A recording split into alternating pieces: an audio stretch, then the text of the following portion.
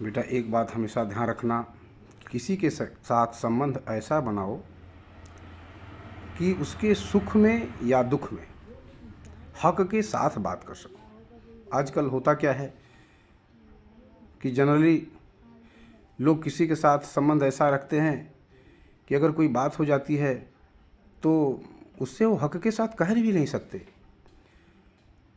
आजकल का संबंध ऐसा है कि अगर कोई प्रोग्राम हुआ तो बस सेलिब्रेशन के समय बिल्कुल ठीक टाइम पर वहाँ पहुँचेंगे और कार्यक्रम ख़त्म हुआ वापस आ जाएंगे। इसलिए संबंध ऐसा रखो कि चाहे उसका सुख हो या उसका दुख हो, आप हक के साथ, आपका एक अधिकार हो और अगला आपके अधिकार को समझे। इस प्रकार का संबंध बनाएं, क्योंकि संबंध किसी तराजू में तौला नहीं जा सकता। आपका संबंध कितना प्रगाढ़ है, कितना मजबूत है, इसको आंकने के लिए या तौलने के लिए कोई तराजू नहीं बनी। हाँ, सिर्फ ख्याल या परवाह ही बता सकता है कि आपका संबंध उससे कितना मजबूत है।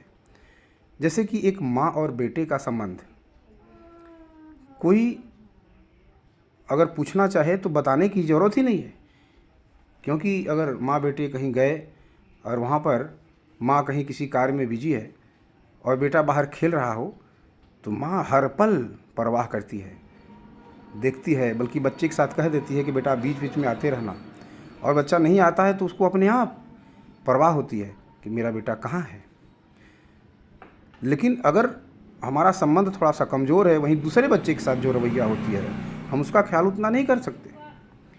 तो जिस प्रकार से हम अपने बेटे के साथ एक मजबूत संबंध रखते हैं, तो इसकी पहचान क्या है कि उसका हम ख्याल अधिक करते हैं।